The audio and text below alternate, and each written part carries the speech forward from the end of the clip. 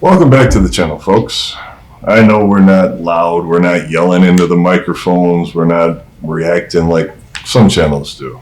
I'm not tossing shade at anybody, I'm just saying we have a different way of doing things. Like this week, we're going to check out a new channel for us. It's called Insane Curiosity. Could Earth be an extraterrestrial zoo? Another solution to the Fermi paradox. I don't know what the Fermi paradox is, but I'm interested to find out. The Fermi paradox, I do believe, is the idea that we're alone in the universe. Oh, that's just depressing. Fermi paradox is the discrepancy between the lack of conclusive evidence of advanced extraterrestrial life and the apparently high likelihood of its existence. So it's a 50-50 shot that there's something out there other than us. All right. If you guys want more on the Fermi paradox, I will toss a link in the description for, let's see, what am I looking at? I'm going to throw the link in there for the Wikipedia page. Some context, yeah. Yeah. I know Wikipedia isn't the most reliable source, but it at least gives you a base idea of what the Fermi paradox would be. So, Matt, how do you feel about the last few videos that we've done? It's been nice to branch out. Is it going to pay off for us? Well, it remains to be seen. But it is also, refreshing to not have. I don't like being shoehorned. So, hopefully, you guys enjoy this too. At the end of the day, we kind of, need you to like what we're doing so we can keep doing it. Yeah, we're not going to jump around. We're not going to yell into the microphones. We're not going to fall out of our seats laughing. That's not our style. Our style is more watch, analyze, react, maybe jump out of our seats when somebody pops up in a window and scares us once in a while. Natural human reaction for most people. So with that said, let's jump into the video. Insane Curiosity. Could Earth be an extraterrestrial zoo? Another solution to the Fermi paradox. Once again, go check out the Fermi paradox on Wikipedia. Like, comment, subscribe, tickle Matt's bell. No. Yeah. All right. Yeah. I say it all the time. If they don't tickle that bell, they're not going to know when the new uploads are uploading. They're not going to know when we're going live. Tickle Matt's bell, let them know that you're alive. Because we did live stream recently. Yeah, we did. That was a pretty interesting live stream. If you didn't check that out, it's back cataloged onto the live tab on our channel. Yeah, the VOD is up on the channel, so you can go back and see what you missed. Matt did spend his hour in the woods. He did a great job. Got some really solid evidence, actually. Very strange. Never had anything like it happen to me before. He didn't panic. He didn't go running like a lot of you probably thought he would. I wouldn't say I didn't panic. You didn't panic as much as what you could have. Yeah. So, tell you what. This video gets us... Oh, boy. Let's say 50 likes. Okay. I'll go spend an hour by myself in the woods. I'm going to take a mirror along. I want to see what I'm talking to. All right, ladies and gentlemen. Let's find out if we're a zoo or not. North Sentinel Island is a place where a tribe that separated from the rest of civilization more than 60,000 years ago and who are currently studied from a distance as if they were a zoo. But just as we study the inhabitants of North Sentinel Island as if it were a zoo, would it be possible that an extraterrestrial race much more advanced than us could be studying the human race as if we were a zoo? Stay to find out. Is the Sentinel Island guys cannibals too, or is I thinking of someone else? I don't know. There's not a lot known about the North Sentinel. North Sentinel Island. North Sentinel Island is a small island in the Bay of Bengal in the Indian Ocean. This island is a part of the Andaman Islands archipelago, which belongs to India.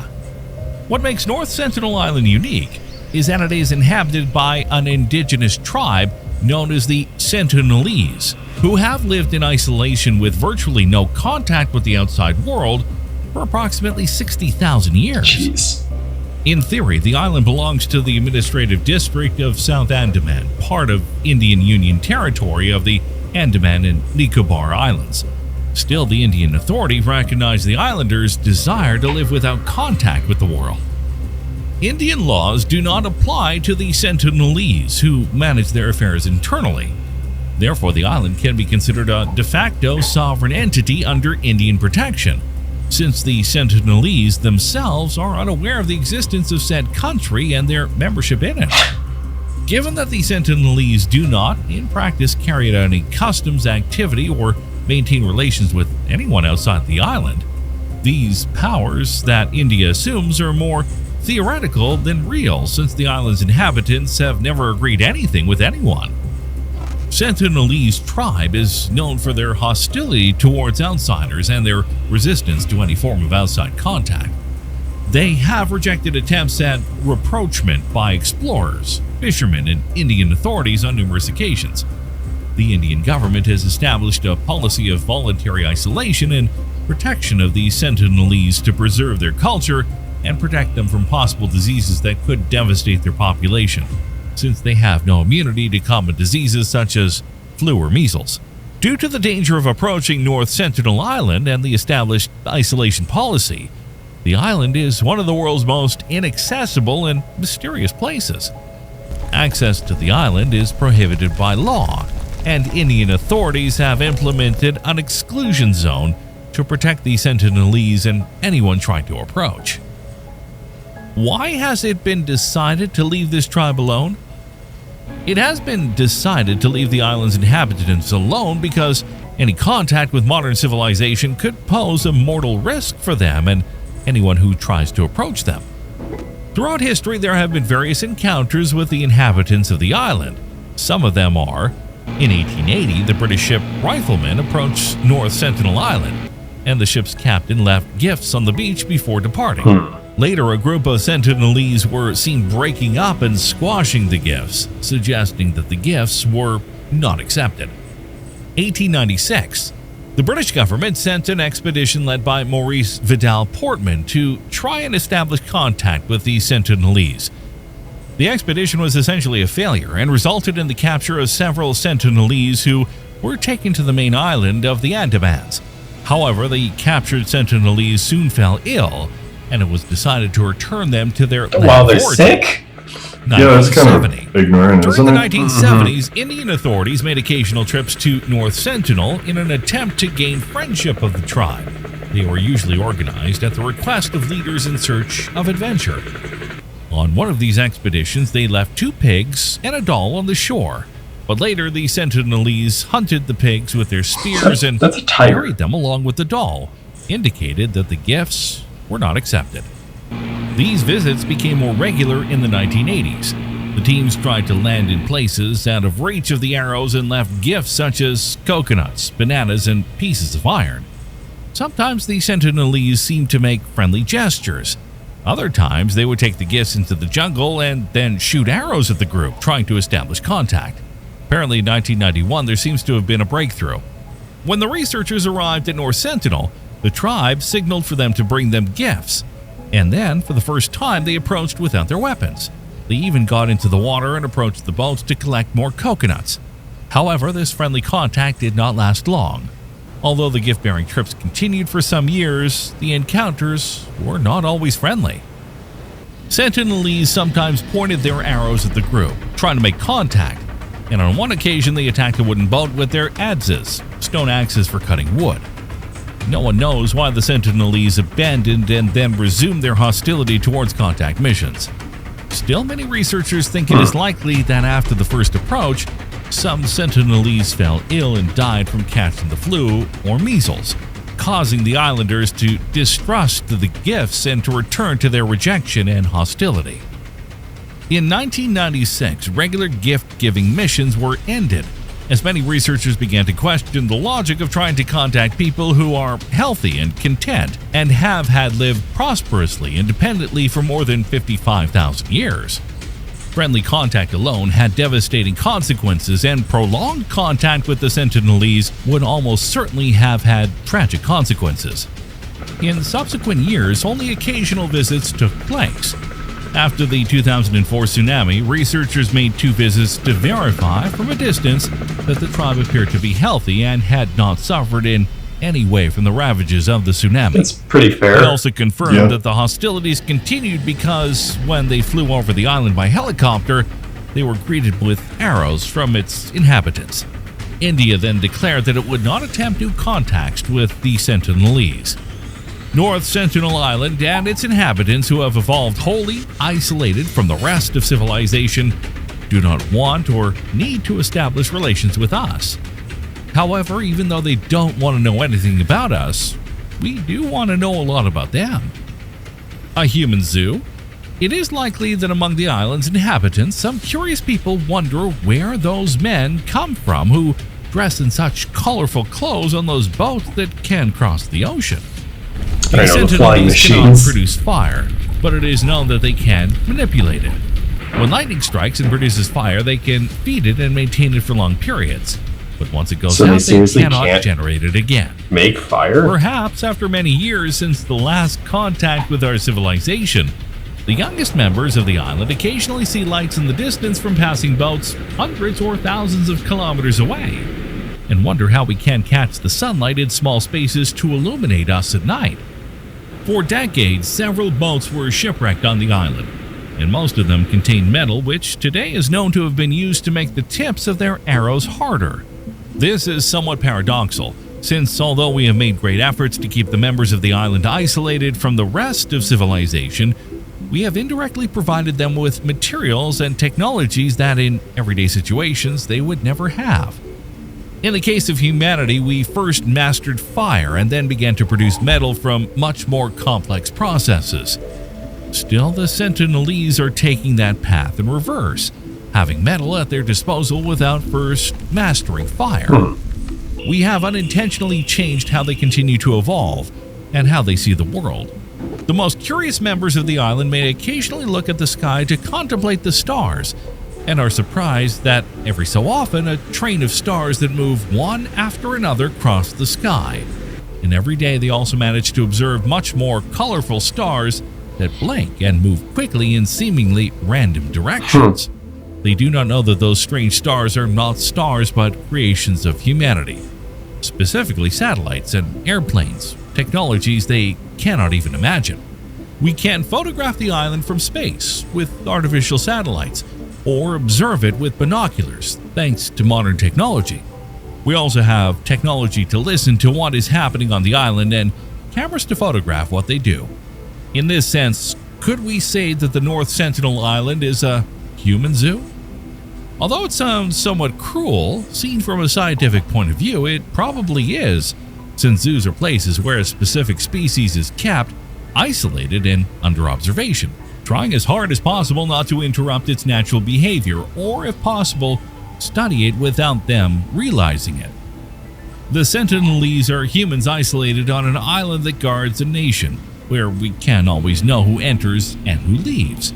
We can observe them whenever we want and study their behavior all the time.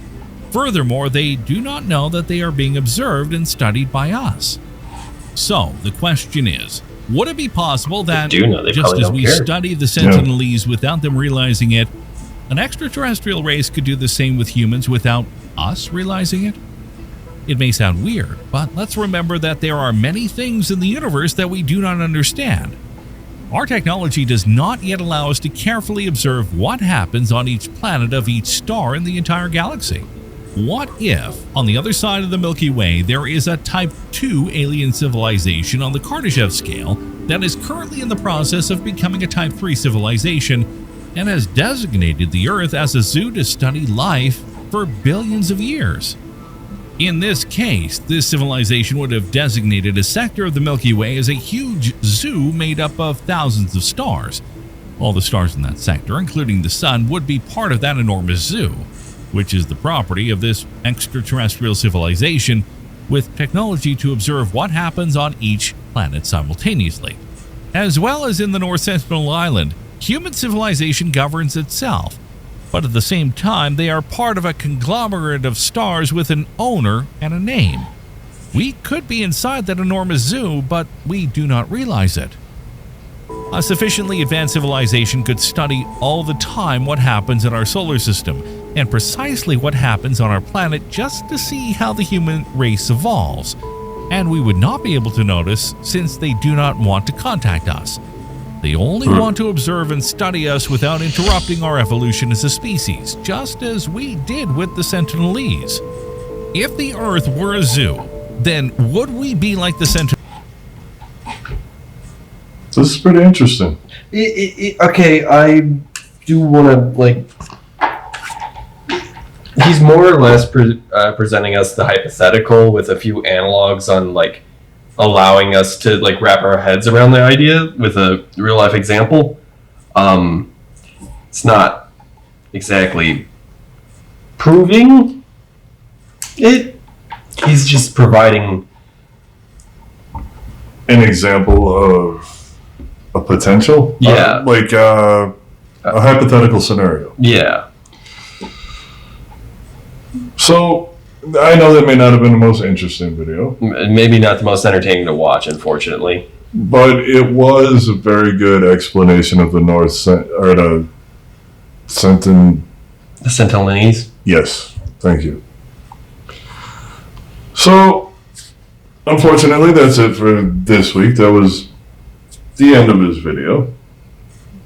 Nice quick video. A little bit of explanation about a race of human beings and he may be right. He may be right. That scientists that are studying the Sentinel Islands may look at it as a form of containment to keep the people there so that we can study them. Mm-hmm.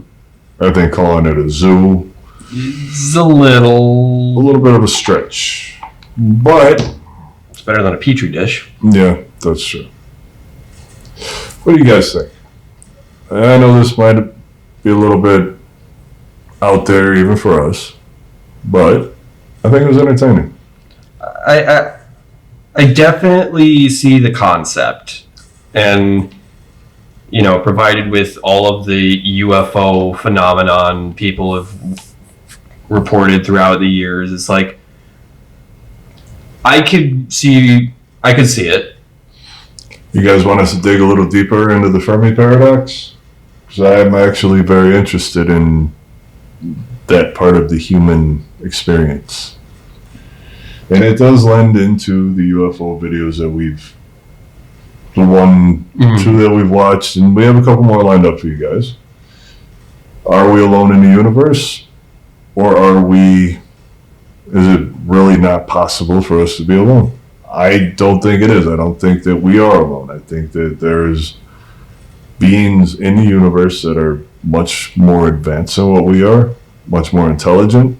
And I think if we believe that we're the only beings in the universe, then that shows that we're closed-minded and we lack the ability or the awareness to admit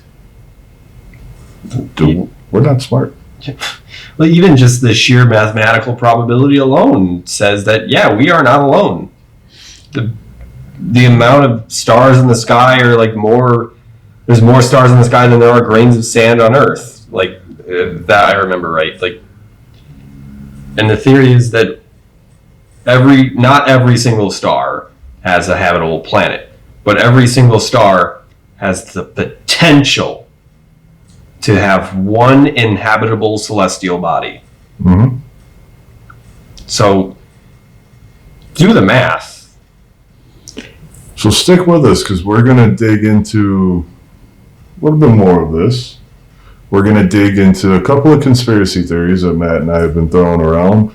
There's on TikTok, I don't know if anybody else has seen it, but there's a black satellite theory. Oh, that one. It's kind of silly, but I still want to touch on it a little bit. It feels a little science fiction, but at the same time, it's kind of fun. Yeah.